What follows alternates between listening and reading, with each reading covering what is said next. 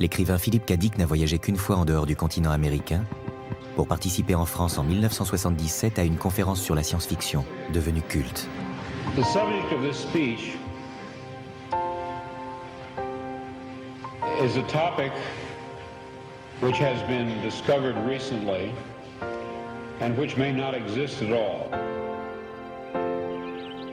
Ce romancier, qui ne quittait pour ainsi dire jamais sa maison de la banlieue californienne, a inventé des mondes extraordinaires, nourris de science, de philosophie et de religion. Les 45 romans et 120 nouvelles de cet écrivain disparu en 1982 le placent au niveau des plus grands, Kafka, Orwell ou Asimov. I may be talking about something that does not exist. Therefore, I'm free to say everything or nothing. Comme un personnage de ses romans, Philippe Cadic efface la frontière qui sépare le réel de l'imaginaire, le présent du futur. Au fil des pages surgissent de véritables visions, désastres écologiques, réalités artificielles, sociétés sous surveillance, robots destructeurs ou empathiques. Le cinéma s'est emparé de son œuvre en adaptant nombre de ses romans ou nouvelles, comme Blade Runner, Minority Report et Total Recall. L'œuvre de Philippe Cadic nous parle de nous, de notre présent et de notre futur.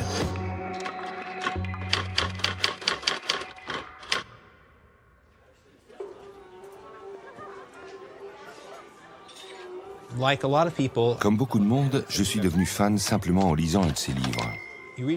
Si on en lit un, on veut tous les lire. Je me suis mis à écrémer les librairies de livres d'occasion de San Francisco et j'ai fini difficilement par trouver la plupart de ses romans et de ses recueils de nouvelles.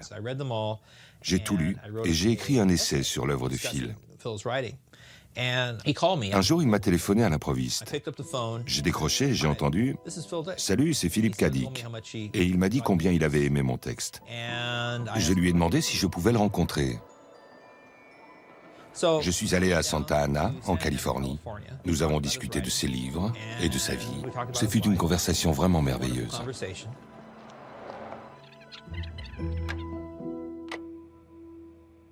I was never convinced that science fiction was of less value than high literature.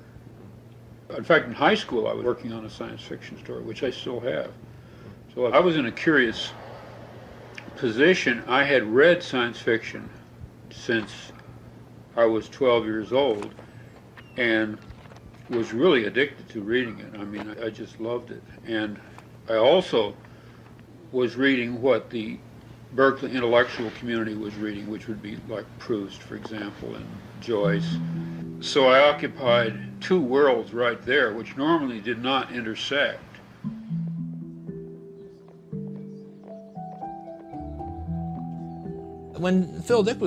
À l'époque où Phil Dick écrivait ses livres, la science-fiction était un sous-genre. Les gens l'écrivaient pour 1 ou 2 cents le mot. Phil aurait été content de toucher 2 cents le mot pour ses textes dans les années 50 et 60. Ces histoires étaient écrites sur du papier de mauvaise qualité. C'est pourquoi on les appelait Pulp Fiction.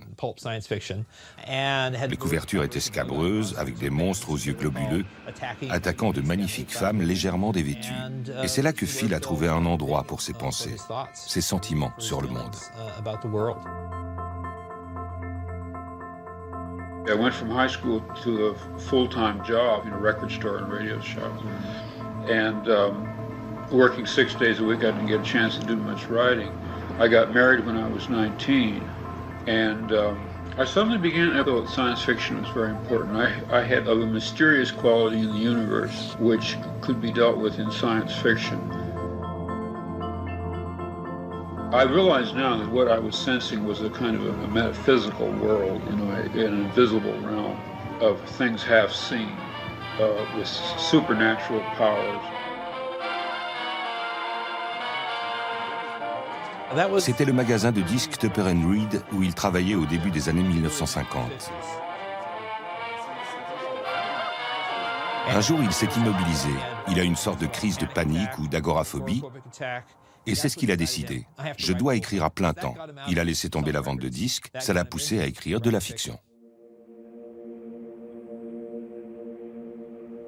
I mean, it's been a long road, but science fiction offered me a route by which I could publish the kind of thing that I wanted to write. I was reading Martian Time Slip the other night. Now that is exactly what I wanted to write, the invasion of one person's world by another person's world. Phil s'est mis à écrire un très grand nombre de nouvelles de science-fiction. Il les envoyait encore et recevait toujours la même réponse, refusée, refusée, refusée, sauf une. Je crois que Rogue est la première nouvelle de science-fiction qu'il ait vendue.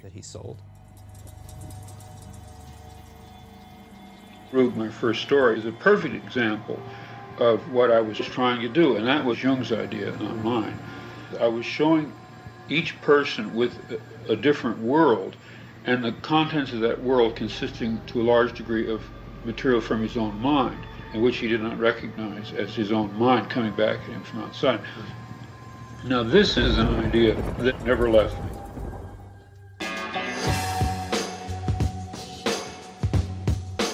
Quand vous lisez l'œuvre de Philip Dick, vous vous apercevez qu'il répète les mêmes choses, roman après roman, avec des variations.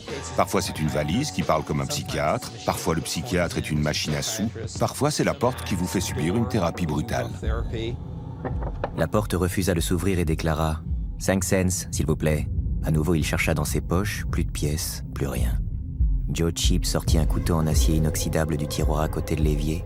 Il s'en munit et entreprit systématiquement de démonter le verrou de sa porte insatiable. « Je vous poursuivrai en justice », dit la porte, tandis que tombait la première vis. Joe Cheap dit « N'ai jamais été poursuivi en justice par une porte, mais je ne pense pas que j'en mourrai. »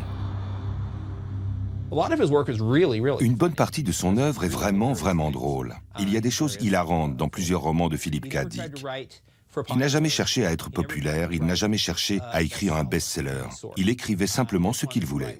Il aspirait à écrire de la littérature. Il a toujours essayé d'écrire de la fiction littéraire. Dans les années 50, il a écrit 11 romans littéraires qui n'ont jamais été publiés. Personne n'en voulait. When I purchased my first published story, somebody said to me, "Do you read that kind of stuff?"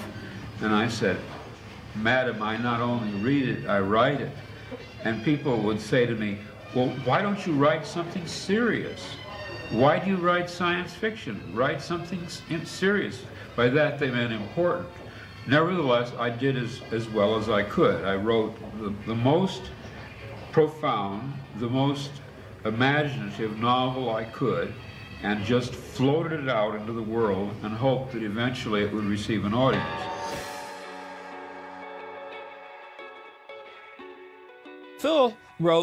Phil a écrit une quarantaine de romans à peu près. 35 sont bons, voire excellents. 5 sont ratés. C'est plutôt un bon ratio. Well, they're rioting. It's barbarism come back again. If they smash up that infernal gun, then honor is satisfied and you needn't go. They won't smash the gun.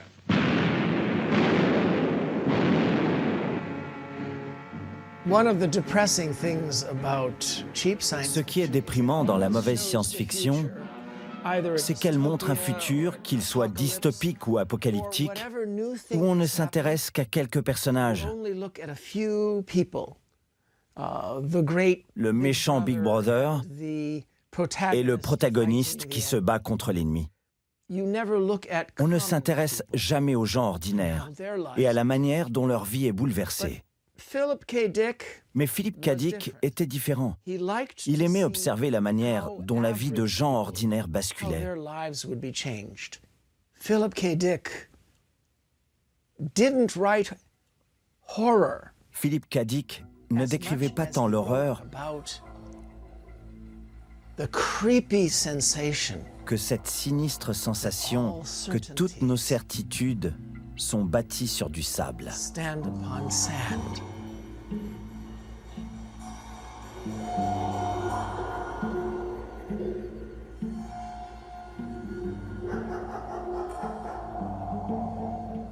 Phil Dick was not afraid. Phil Dick ne craignait pas d'explorer ses propres peurs. C'était un homme en proie à de vraies peurs. Il vivait comme un Américain moyen.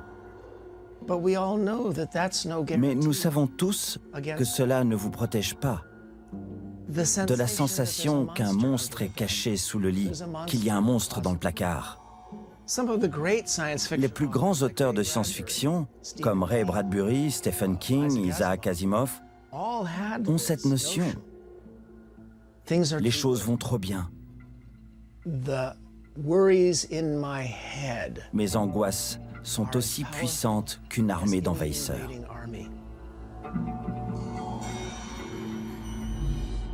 Peut-on vraiment parler de réalité? Je crois que c'est le cœur du problème. Cela expliquerait cette sensation que j'ai de passer les mains à travers la matière. Par exemple, mon tableau de bord, comme ce matin. Cette impression très désagréable que rien autour de moi n'a de substance. Que j'habite un monde fantomatique.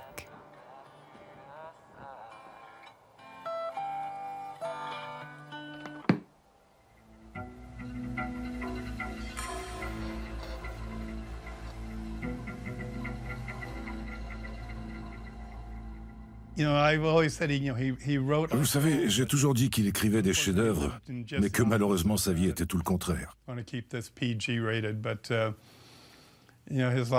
Pour rester poli, sa vie était un fouillis, une succession de crises sans fin.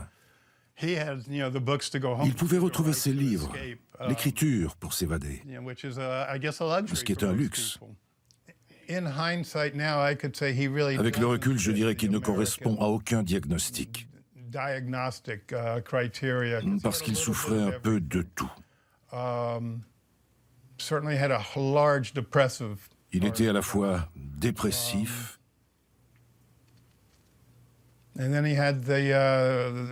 très créatif. La nuit, en écrivant dans son appartement, il gardait le contrôle de son monde.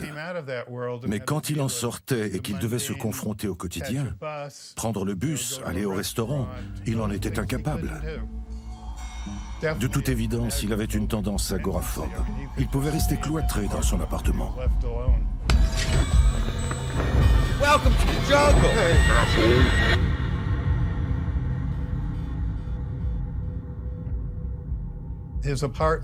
Son appartement était son refuge.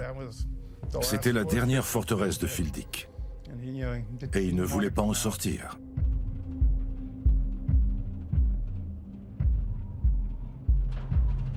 C'est une personne qui vit dans sa tête. C'est une personne qui s'est construit au fil des années un mécanisme de protection car elle ne comprend pas vraiment le monde extérieur.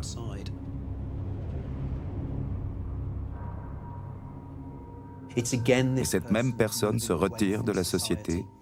Elle observe la société, mais n'y participe pas.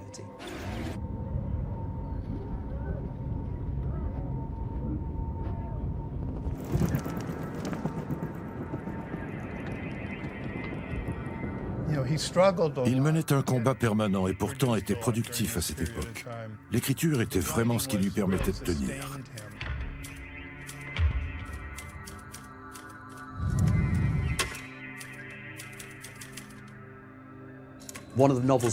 Un des romans qu'il a écrit très rapidement, d'après ce que je sais, est Le Dieu venu du Centaure, parce qu'il l'a écrit dans le taudis au fond de son jardin. Il a non seulement écrit l'histoire et tout le reste à la vitesse de l'éclair, mais il a aussi vécu des expériences, comme quand il a vu un œil gigantesque dans le ciel en rentrant chez lui. Il l'a intégré dans son roman. Il y incorporait donc toutes ces expériences.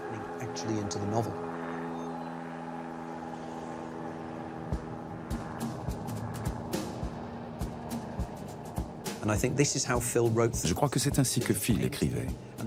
Il laissait tout venir à lui. C'est pourquoi ses livres sont si captivants. Vous êtes à ses côtés quand il éprouve et découvre ce qu'il est en train d'écrire. Il imaginait un roman sans savoir où le livre allait le conduire. C'est pourquoi ces romans sont très déroutants.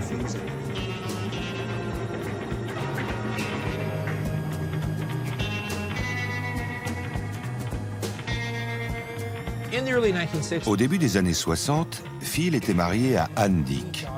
Anne avait 3 filles d'un précédent mariage. Les petites filles avaient l'âge de jouer aux poupées Barbie. Il les regardait jouer aux poupées et s'en inspirait pour décrire la manière dont les gens joueraient avec les poupées dans le monde futuriste du Dieu venu du Centaure. My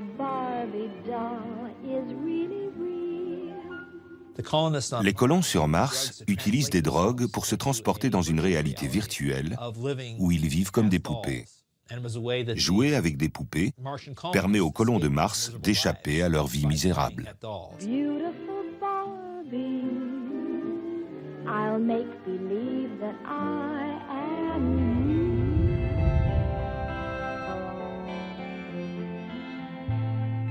Nous savons que Phil prenait toutes sortes de drogues illégales, mais surtout des amphétamines. Je crois que le mélange de drogues qu'il prenait, les médicaments et la vitamine C facilitaient l'ouverture de son esprit. Il voyait ce qui se cachait derrière le monde réel.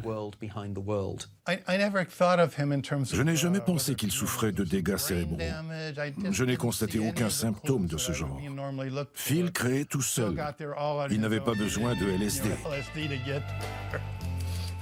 I was being paid so little per book that I had to turn out a very large number of books. I turned out, I think I published 16 novels in 5 years at one point, and I had an extremely expensive wife, extremely expensive children, and I just wrote like mad, and the only way I could write that much was to take amphetamines, and these were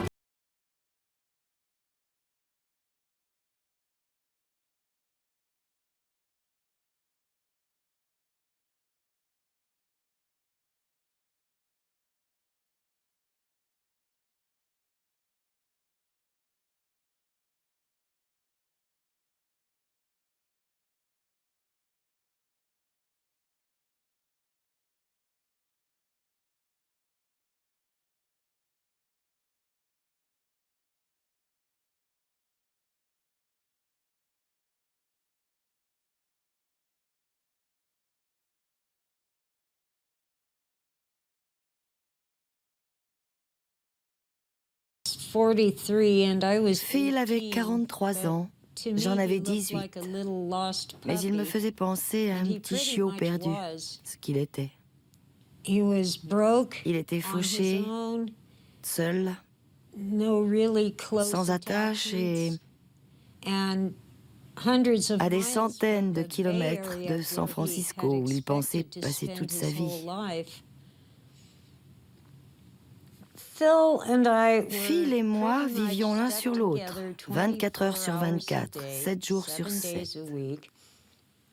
Très vite, nous nous sommes retrouvés avec un bébé, 24 heures sur 24 et 7 jours sur 7.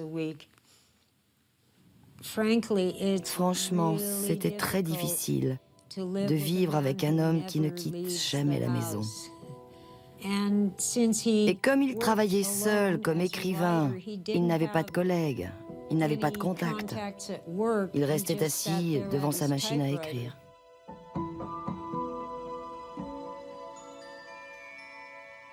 Il n'y a que l'image télévisée, en fin de compte.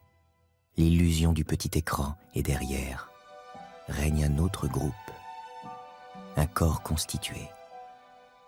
Mais constitué de quoi ?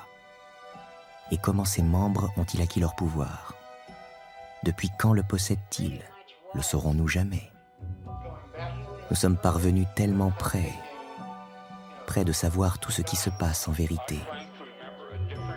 La réalité derrière l'illusion, des secrets qui nous ont été cachés toute notre vie. Il était impossible à vivre, mais moi aussi. Je suppose que nous étions le couple idéal.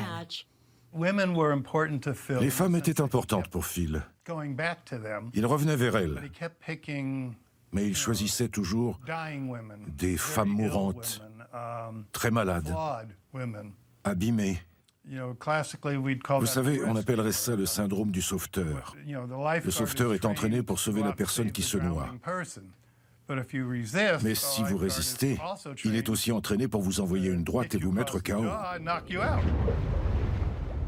Phil était en un sens un sauveteur, mais on ne lui avait pas appris cette dernière étape quand la personne vous entraîne vers le fond.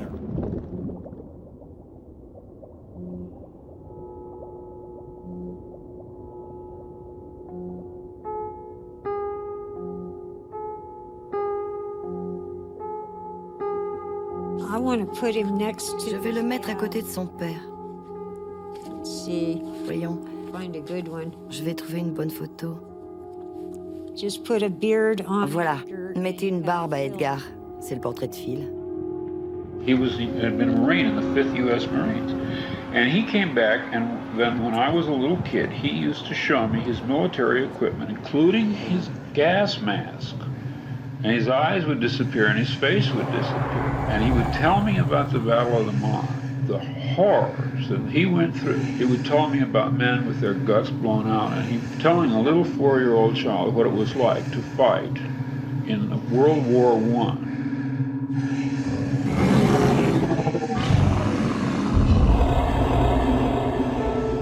Le temps d'un éclair, le visage de Ted Walton avait perdu tout caractère de familiarité. Il s'était mis à irradier une lueur glaciale, inhumaine, derrière laquelle grouillait une masse informe. Ses yeux s'étaient fait vagues, il s'était enfoncé, et un lustre antédiluvien était venu voiler ses prunelles. Du mari trentenaire, fatigué par sa journée de travail, l'espace d'une fraction de seconde, il n'était plus rien resté. Phil et moi voulions couper les liens avec nos anciens amis et nos familles.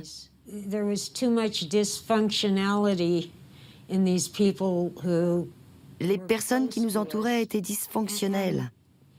En particulier, Phil avait un problème avec sa mère, qui datait de sa petite enfance. Il avait le sentiment qu'elle lui reprochait la mort de sa sœur jumelle.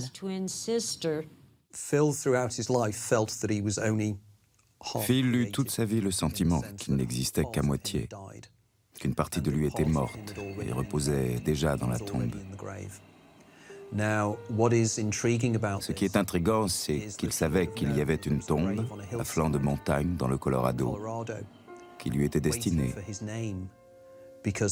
Parce que la tombe dans laquelle Jane a été enterrée en 1929 portait son nom à elle, et qu'à côté, il y avait la place pour le nom de Phil.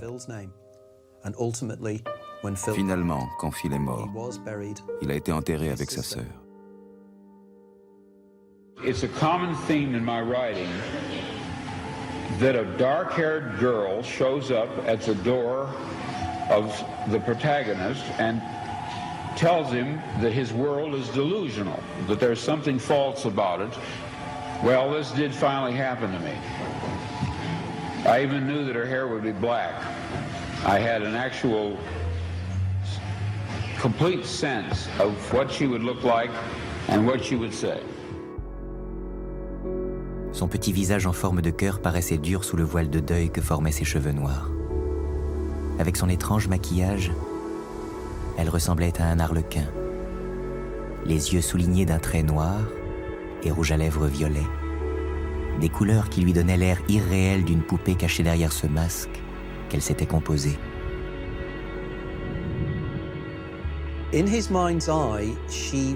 Dans son esprit, elle était la fille aux cheveux noirs. Phil, tout au long de sa vie, a cherché celle qu'il appelait la fille aux cheveux noirs. Si vous regardez les femmes de sa vie, elles étaient du même type. Elles ressemblaient à ce qu'il imaginait que sa sœur serait devenue. Donc il a cherché Jane toute sa vie. Il recherchait cette sœur perdue, ce vide dans sa vie. Et cela a dû le rendre instinctivement seul. Dans certains romans, elle s'appelle Rachel. Dans d'autres romans, elle porte différents noms, mais c'est le même modèle, le même gabarit, la même femme. Ma sœur est tout pour moi. Je suis damné d'être séparé d'elle et avec elle par une oscillation. Je l'ai parfois à l'intérieur de moi et souvent à l'extérieur de moi, mais je l'ai perdue. She did appear. She was a total stranger, and she did inform me of this fact, that some of my fictional works were, in a literal sense, true. 2 ou 3 fois, je l'ai questionné au sujet de sa famille, son enfance, son éducation. Et j'ai obtenu quelques trucs. Sa mère était communiste, il vivait à Berkeley, mais à un certain point, il s'arrêtait comme pour dire « Je n'en dirai pas plus ». C'était très clair. Il mettait des barrières dans certains domaines. Et dans d'autres, il s'excitait et devenait comme fou. C'est un peu comme avec un Rubik's Cube, on ne fait que retourner les faces.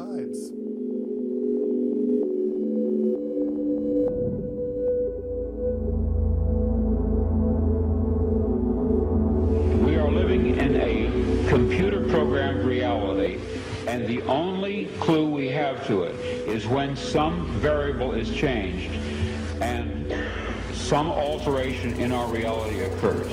We would have the overwhelming impression that we were reliving the present. Time and time again in Phil's writing. Très souvent dans le livre de Phil, vous avez ces simulacres. Quelqu'un découvre qu'il est une machine, ou bien on ignore que quelqu'un est une machine.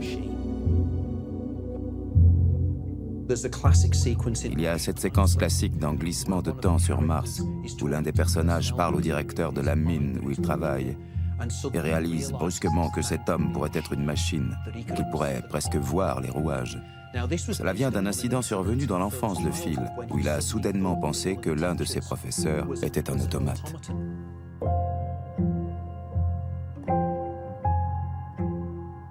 I was looking at her one day, and she was rattling away in this high-pitched, clackety-clack, shrill voice. And suddenly I had the impression that she was not a human being, but a mechanical creature, and that all of a sudden her head would fall off and the spring would be visible. And once the idea got into my mind, I couldn't get rid of it. Who are you? Qui êtes-vous? What is the essence? Quelle est votre essence? At least a dozen. Au moins une douzaine de romans de Philip K. Dick traitent de cette question. Quelles sont les frontières de l'individu? En fait, cet androïde a une peau en silicone et un mécanisme pour les expressions du visage.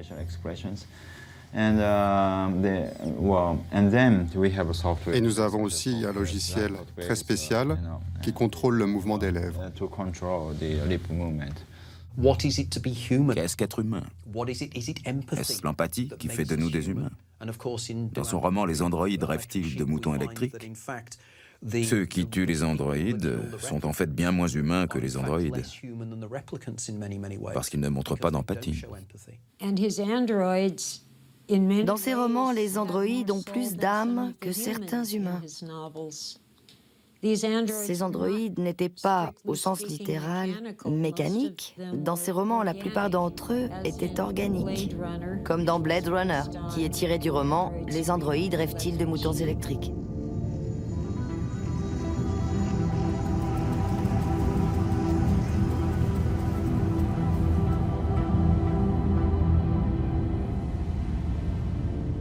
Blade Runner n'est pas un film sur les androïdes, pas du tout. Pas du tout. Cela parle de nous, et c'est tellement brillant.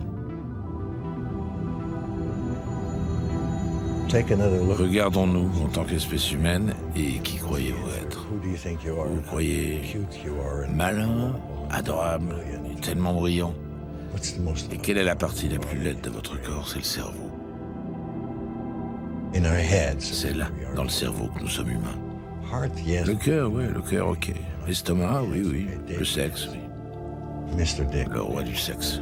Mais l'esprit, c'est là que nous sommes extrêmement bêtes ou extrêmement intéressants. La projection en 3 dimensions était vraiment convaincante. C'était à s'y méprendre. Mais était-ce bien un décor? Comment en être sûr? Bon sang, docteur, vous vous rendez compte que ce monde tout entier n'est peut-être qu'une exposition?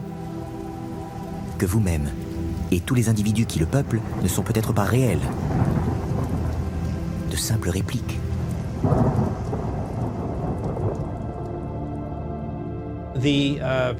La production l'a emmené à Los Angeles et il est venu sur le plateau. Il a été estomaqué par le décor. Ils lui ont montré des rushs du film et il a dit « C'est fantastique, on dirait des images tirées de mon cerveau » ou quelque chose comme ça.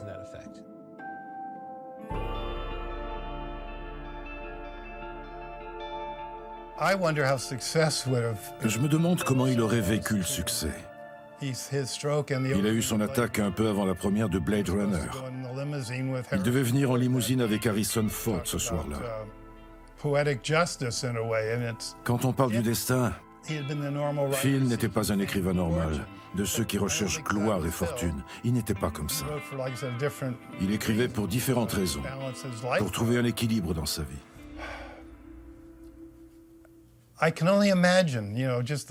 Je ne peux qu'imaginer s'il avait survécu, comment il aurait géré la gloire.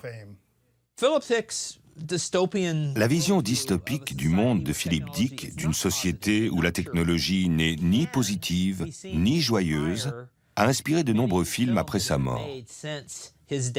Blade Runner, qui est une adaptation officielle d'un roman de Philip K. Dick, a inspiré beaucoup d'autres films tech-noirs, comme on dit, comme Terminator ou Matrix, où la technologie est considérée comme une force obscure qu'il faut combattre.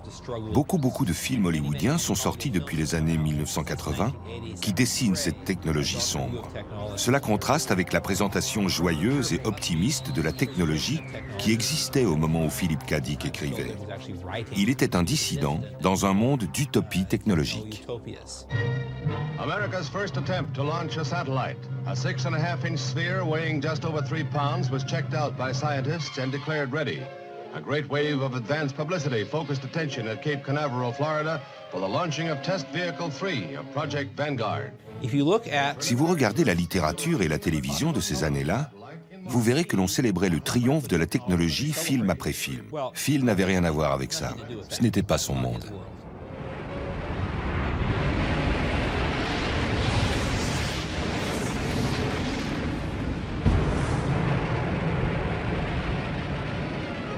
Quelque chose s'était détraqué dans le système automatique de défense spatiale et le cycle de réaction se déroulait et personne ne pouvait y mettre fin. C'était la guerre et la mort, bien sûr, mais c'était par erreur. Il y manquait l'intention. Il ne sentait aucune hostilité au-dessus de lui. Les forces, là-haut, agissaient sans mobile, sans idée de vengeance. Elles étaient creuses, vides, absolument froide. Ce n'était pas de la politique, c'était une panne, un échec, un hasard.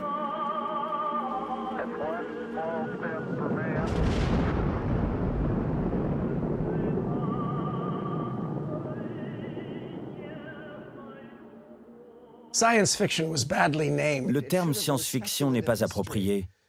Nous devrions dire histoire spéculative, parce que nous sommes obsédés par l'idée que l'histoire aurait pu être différente, et nous la projetons dans le futur. Ce devrait être des spéculations sur nous-mêmes, notre grande histoire, et comment cela nous transforme en tant que peuple, en tant qu'espèce ou en tant qu'individu. Philip K. Dick excellait dans ce domaine. Il explorait toujours les alternatives. Et si cela s'était passé autrement? Et si les nazis et les Japonais avaient gagné la Seconde Guerre mondiale, par exemple, comme dans son célèbre livre « Le maître du haut château ». Un des romans les plus célèbres de Philip K. Dick, et celui qui a eu le plus de succès de son vivant, est « Le maître du haut château ». Aujourd'hui, en 2014, nous sommes habitués aux mondes alternatifs, aux histoires alternatives où quelque chose se passe et tout change. Et nous nous retrouvons dans un univers différent. Mais à l'époque où il a écrit ce roman, au début des années 60, c'était beaucoup plus rare. La période où il écrivait, entre le début des années 50 et le début des années 80, est la grande époque de domination américaine sur le monde, une domination incontestée. We're going to be true to our destiny of being the great defender of freedom in these dangerous times. Then the United States must build its strength. We are a great country, but I believe that we can be a greater country. Phil Dick montrait les États-Unis comme un pays vaincu. Mais pas comme dans ces occupations imaginaires, où les résistants combattent toujours les méchants occupants. C'est ce que nous aimons à penser, en tout cas, que si les nazis, les communistes ou les robots prennent le pouvoir, il y aura toujours quelqu'un pour les combattre. Dans le monde de Philip Dick, il n'y a pas de résistants. Ce gouvernement Goebbels finira peut-être par tomber, se disait-il, au moment où on le faisait monter dans la conduite intérieure d'Himmler de l'état-major SS. Quelle importance. Même si le docteur Goebbels est déposé et l'opération Pissenlit annulée, ils existeraient toujours, les chemises noires, les membres du parti, leurs projets.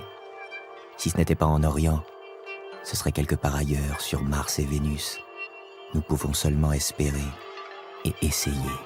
Nous n'avons pas le monde idéal, tel que nous voudrions l'avoir, un monde où il est facile de savoir ce qui est moral parce qu'on peut reconnaître ce qui est évident.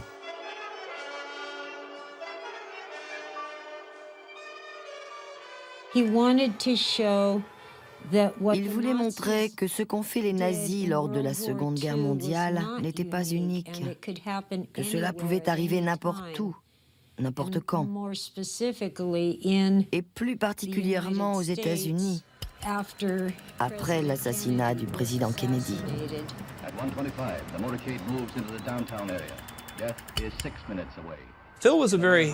Phil était un être humain très empathique. Et contrairement à la plupart de nous, quand survenait un événement tragique, il réagissait très fortement. Il avait compris l'impact de l'assassinat de Kennedy, de celui de Sadat. Il réalisait que le sang allait couler. Anti-war demonstrators protest U.S. involvement in the Vietnam War, in mass marches, rallies, and demonstrations. Central Park is the starting point for the parade to the UN building. The estimated 125,000 Manhattan marchers include students, housewives, beatnik poets, doctors, businessmen, teachers, priests, and nuns.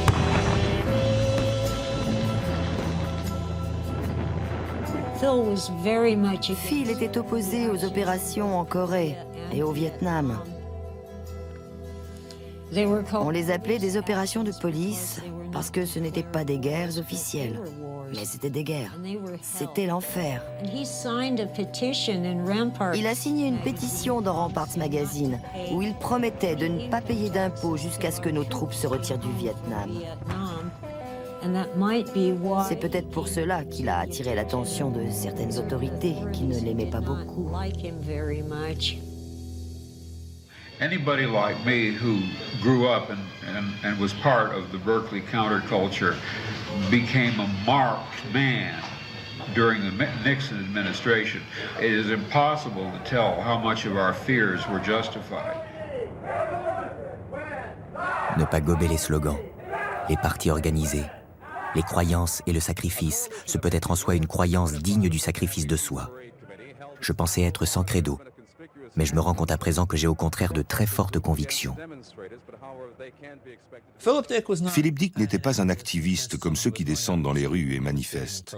Philip Dick était très conscient des injustices en Amérique. Il faisait ce qu'il pouvait comme romancier qui écrivait tout seul dans sa petite pièce. Il vitupérait tout en écrivant ses romans, ses histoires. Police once told me that I was a crusader and they had no use for crusaders. But unfortunately, they didn't tell me what I was crusading for. I was afraid to ask what it was I was a crusader for. And they told me that if I did not get out of the county, I would be shot in the back or worse some night. And I merely took their advice. I left the United States and went to Canada for a while. But I never found out what I was crusading for. It may have had something to do with my writing. Je ne crois pas qu'il était vraiment paranoïaque. Mais il était très soupçonneux, il ne faisait pas confiance au gouvernement. Il avait vécu une descente de police avec les Black Panthers à Oakland, je crois. Il était du côté de l'extrême gauche, contre la guerre. Il avait donc des raisons concrètes de ne pas être en bon terme avec le gouvernement. À une époque, Phil et moi avions une affiche qui disait « Ce n'est pas parce que je suis paranoïaque que vous ne voulez pas ma peau ». C'est assez juste, dans un sens.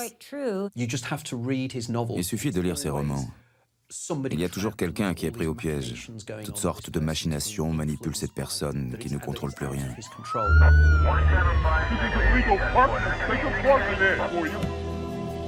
My house was broken into, my files were blown open, my papers were stolen.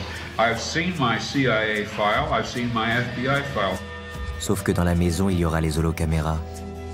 Et qu'en consultant les tambours de stockage, je saurai rapidement à quoi m'en tenir sur les activités de chacun. Je saurai ce qu'ils font quand et même probablement pourquoi. Y compris en ce qui me concerne, je pourrais observer toutes les chambres 24 heures sur 24.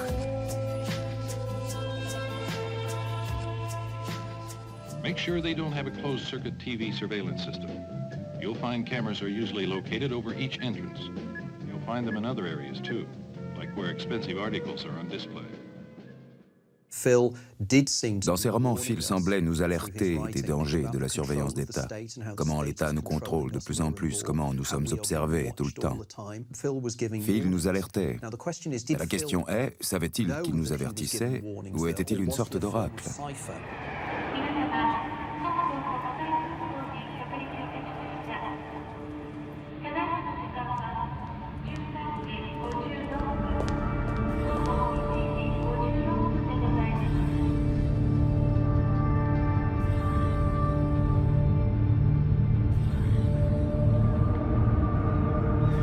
In my recent novel, A Scanner Darkly, a narcotics agent winds up reporting on himself, turning over information on himself to his higher-ups. Philip Dick nous présentait un monde dans lequel toutes les figures de l'autorité nous mentent à longueur de temps. On le voit dans tous ses romans, dans toutes ses histoires. Je crois qu'il essayait de nous mettre en garde, assis dans sa petite pièce, tapant à la machine, il nous met en garde, il nous envoie un message. Peut-être qu'il prédit notre futur comme en Yi King et nous dit « Les gars, ne faites pas ça ».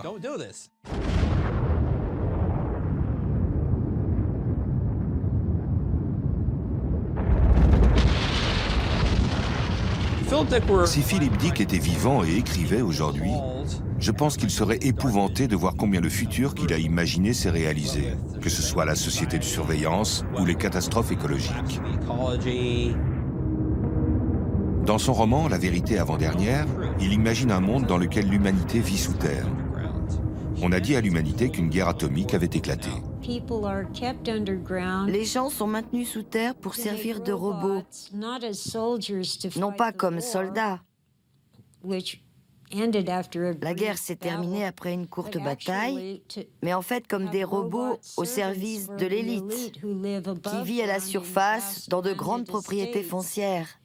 Parce que le monde n'est pas réellement contaminé, c'est un mensonge. Le grand mensonge, c'est qu'une guerre atomique a éclaté, que la surface de la Terre n'est plus qu'un tas de cendres et que tout le monde doit se cacher et vivre sous terre. C'est comme le mensonge de la guerre en Irak, ce grand mensonge et tous les mensonges dont notre gouvernement et les autres gouvernements du monde nous abreuvent continuellement jusqu'à aujourd'hui. The gravity of this moment is matched by the gravity of the threat that Iraq's weapons of mass destruction pose to the world.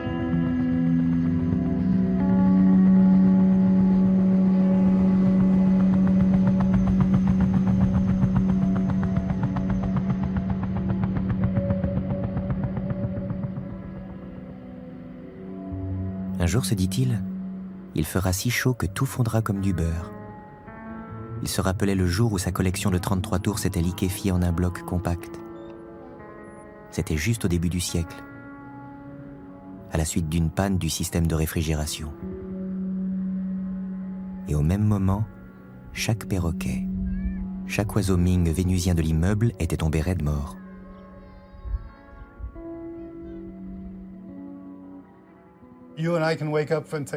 Vous et moi, on peut se réveiller et se dire « Waouh, c'était un rêve complètement fou !» ou un mauvais rêve. Je ne suis pas sûr que Phil faisait toujours la différence entre le rêve et l'état de veille. Ce qui terrifierait n'importe qui, vous ou moi.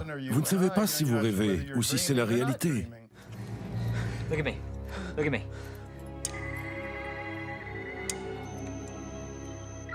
Positive for Howard Marks. Mr. Marks, by mandate of the District of Columbia Pre-Crime Division, I'm placing you under arrest for the future murder of Sarah Marks and Donald Dubin that was to take place today, April 22nd, at 0800 hours, 4 minutes. No, I didn't do anything. Sarah! Give the man his head. In Minority Report, the government... Dans Minority Report, le gouvernement dispose de 3 mutants précognitifs qui ont des visions de violences commises dans le futur et disent « Cet individu va commettre un crime ». Alors on envoie la police qui empêche le crime de se produire.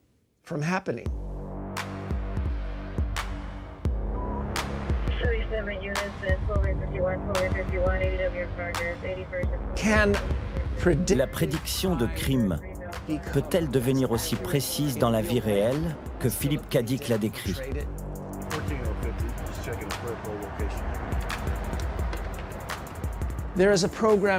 Il existe un programme nommé PredPol, police prédictive,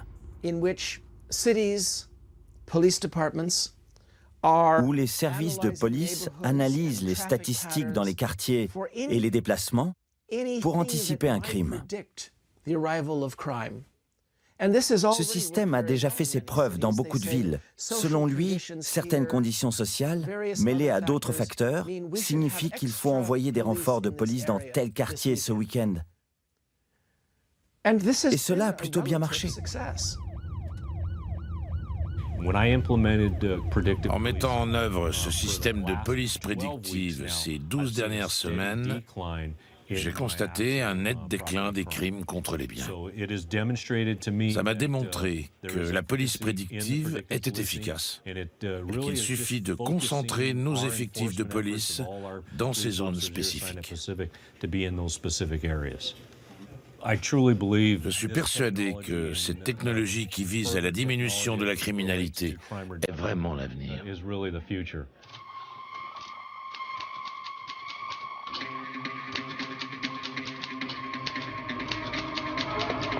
Mon Dieu, ma vie, à savoir mes expériences de février-mars 1974, ressemble en tout point à l'intrigue d'une dizaine de romans ou de nouvelles que j'ai écrits. Jusqu'au faux souvenir, à la fausse identité. Je suis un personnage de Philip K. Dick. Bon sang. Mais c'est un mélange de l'imposteur, du temps désarticulé, et de au bout du labyrinthe, et peut-être Ubik, tant que j'y suis.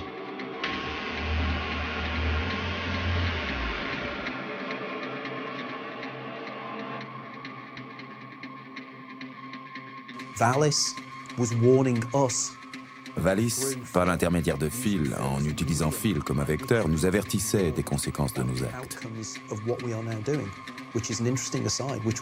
Ce qui ferait de Phil un prophète, précisément un prophète qui télécharge des informations venues d'ailleurs pour indiquer à l'humanité le chemin qu'elle ne devrait pas suivre. La dernière chose dont il m'est parlé, c'était de ce fusil psychoneutronique qui allait sauver le monde. Que les scientifiques allaient tous se réunir et qu'ils seraient invités à Amsterdam. Il était convaincant et j'ai pensé, je parie que si j'ouvre son sac, je vais trouver un billet pour Amsterdam où il ira la semaine prochaine. People claim to remember past lives. I claim to remember a different, very different present life. I know of no one who has ever made this claim before, but I rather suspect that my experience is not unique. What perhaps is unique is the fact that I'm willing to talk about it.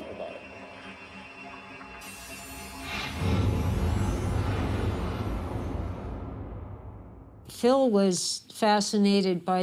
était fasciné par l'idée du temps orthogonal.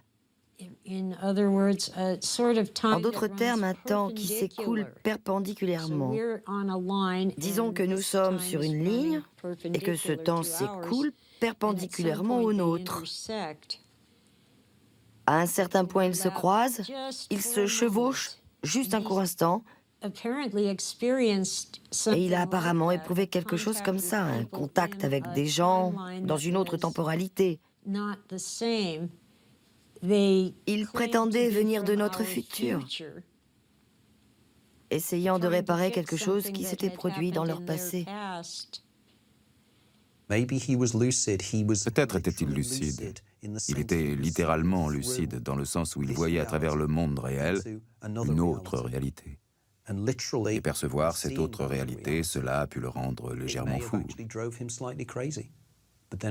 Mais si vous perceviez le monde tel qu'il le percevait, ne deviendriez-vous pas ce que nous appelons fou? Parfois, je me demandais s'il testait une nouvelle intrigue sur moi. Ou peut-être est-il vraiment fou. Je n'ai jamais vraiment su. Je devais toujours me méfier. At that time, I had no idea what I was seeing. It resembled nothing that I had ever heard described. It resembled plasmic energy. It had colors. It moved fast.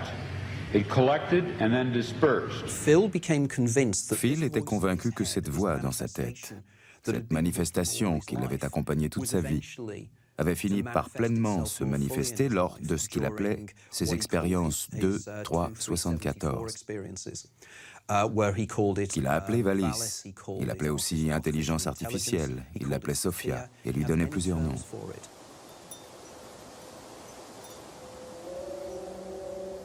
In 74, there came upon me, at the trough of my life, at the point where I saw nothing but inexplicable suffering, there came to me the beatific vision, which calmed all my sense of horror at the world.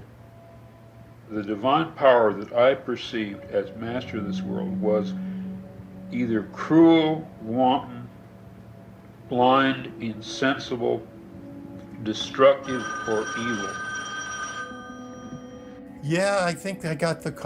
Je crois qu'il m'a appelé le soir. Il devait être 7 ou 8 heures.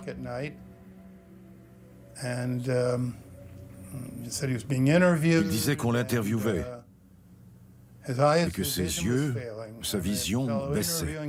Et celui qui l'interviewait lui disait « Vous ne voulez pas voir la vérité, vous ne voulez pas voir ceci, cela, quel que soit leur sujet de discussion. » Et je lui ai dit « Phil, tu dois aller aux urgences. Tu ne dois pas intellectualiser, il faut s'en occuper très sérieusement. » Et il m'a juré qu'il irait. Tessa a été le témoin des expériences extraordinaires de Phil. Tessa a entendu la radio s'allumer alors qu'elle était débranchée.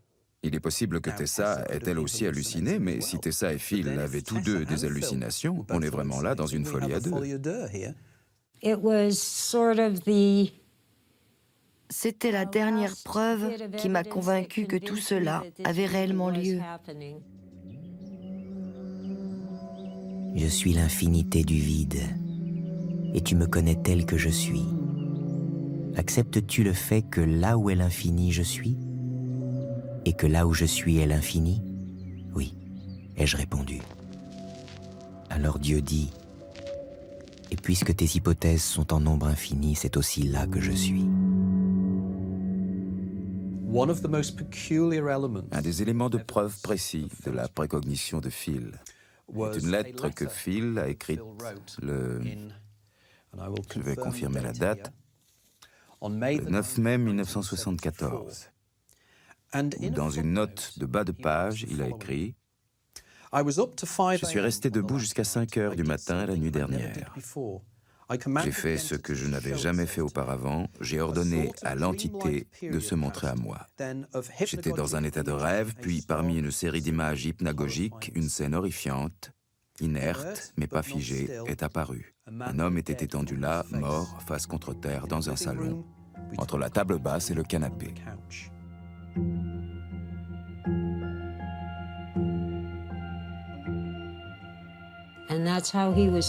Et c'est comme ça qu'on l'a trouvé, le jour où les infirmiers l'ont emmené à l'hôpital, où il est mort. Je ne peux pas l'expliquer autrement. Il se souvenait du futur. Je ne suis pas allé très souvent à l'hôpital, mais quand j'ai appris le lendemain qu'il avait eu une attaque, j'ai pris ma voiture et j'y suis allé. Je ne savais pas au juste ce que je pourrais faire, mais je devais y aller. C'était douloureux. Regarder un géant qui s'est écroulé. Et le lit d'hôpital, les tubes, les câbles, les bips des machines. Ce n'est pas toi, Phil. Où est le vrai Phil? Ce qui me peine le plus, c'est qu'il était incapable de parler et qu'il voulait me dire quelque chose. J'ai apporté un stylo et un bloc de papier, et son bras droit était pris dans une attelle. Je n'ai aucune idée de ce qu'il voulait me dire, mais il voulait vraiment dire quelque chose. Gardez-vous d'oublier que nous ne sommes que des créatures issues de la poussière. Oui, c'est peu comme encouragement. Mais cela dit, et compte tenu d'un mauvais départ, les choses pourraient être pires. Aussi je suis persuadé en ce qui me concerne que même dans une situation aussi pourrie, nous saurons nous en tirer.